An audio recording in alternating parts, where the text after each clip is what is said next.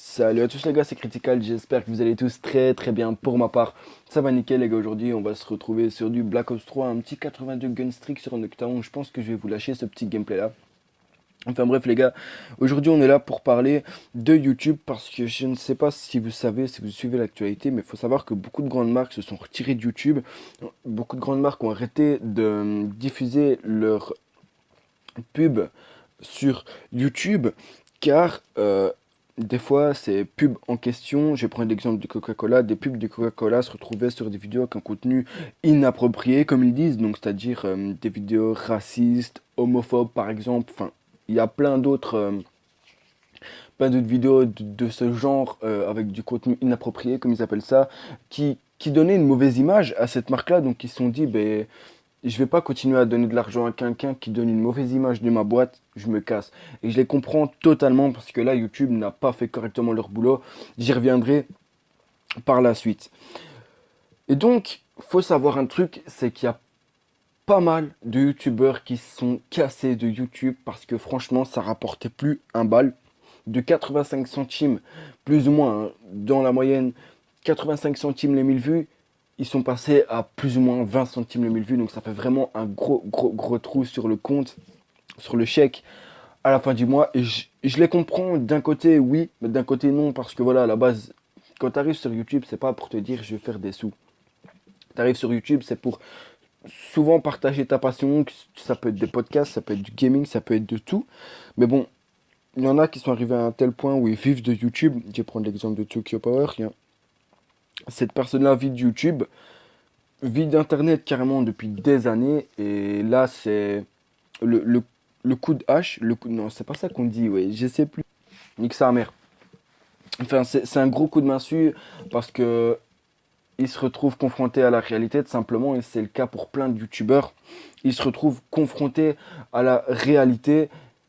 Et ça, c'est un gros, gros, gros coup dur parce que de passer de milliers d'euros grâce à YouTube à quelques centaines d'euros, je peux vous dire que ça se ressent tout de suite. Et quand je dis que c'est la faute de YouTube, j'ai mes raisons, c'est peut-être pas la meilleure théorie, c'est peut-être pas, j'ai peut-être pas les arguments les plus convaincants, mais je vais essayer de vous détailler ça, comment je pourrais dire, on va dire que je vais vous détailler ça étape par étape, donc argument par argument. Je vais essayer de me justifier au mieux. Je vais critiquer certaines personnes, peut-être. Je vais peut-être critiquer des gens. Mais si je le fais, les gars, sachez que je vais être, ou du moins essayer d'être le plus constructif possible. Alors, on va commencer déjà par le commencement. Alors, il faut savoir que YouTube a un bot qui vérifie toutes les vidéos. Donc, ce bot, il sert à, par exemple, détecter quand il y a une vidéo où il y a, par exemple, une musique avec des droits d'auteur. Je ne sais pas, une vidéo où il y a des nudes qui apparaissent. Enfin, tout ce contenu-là, on va dire inapproprié, on va réutiliser ce mot-là. Et tout ce contenu qui est inapproprié. Mais ce bot, des fois, il abuse. Je vais vous donner un exemple, un exemple véridique, un vrai exemple. C'est pas un exemple que j'ai inventé. Donc, il y a un YouTuber qui a fait une vidéo. Ça s'appelle Nostalgie, un truc ainsi. Le nom de sa série, c'est Nostalgie, Retour dans le passé, je ne sais pas quoi. Enfin, j'essaye de traduire au plus ou moins. Et il a fait la toute première map sur BO1, le zombie de BO1. Je sais vraiment plus son nom, c'est une honte pour moi. Enfin bref. Et sur cette map-là, à quasiment chaque pièce, chaque porte que vous ouvrez, vous en voyez un, c'est un putain de drapeau nazi. Mes frères, Black Ops 1, c'est la guerre. Les nazis ont fait la guerre. Fais le rapprochement, frère. C'est normal que dans un jeu, un FPS de guerre, tu retrouves des drapeaux nazis. Mais bon, c'est un bot, c'est pas un esprit humain. Lui, il voit, oh, contenu inapproprié, on strike, on démonétise et on supprime la vidéo. Il voit que ça. Mais que faire pour redevenir, enfin, pour que tout redevienne à la normale Eh bien, c'est à YouTube et seulement à YouTube de régler ses bots. Parce que franchement, YouTube ne peut s'en vouloir qu'à lui-même ou qu'à eux-mêmes. Je sais pas quel pronom utiliser, mais déjà, vous avez vu les restrictions, vous avez déjà vu les règles qu'il y a pour faire une vidéo. Ça devient déconné. Bientôt, on va devoir mettre une petite feuille avec ce qu'on peut faire, ce qu'on peut pas faire, ce qu'on peut dire et ce qu'on peut pas dire dans une vidéo.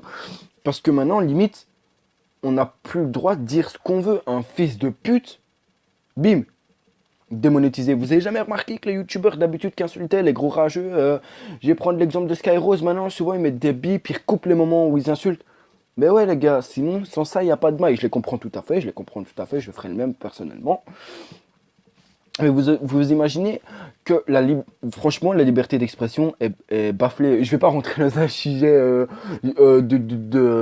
ouais, la liberté d'expression. Suce ma bite. YouTube te baise avec leur avocat, il t'encule ta mère. Tu vois, toi, le bout de ton doigt, eh ben, juste à l'épaule, ils le mettent dans le cul de ta mère. Ça, faut que tu comprennes, YouTube, ils sont imbaisables.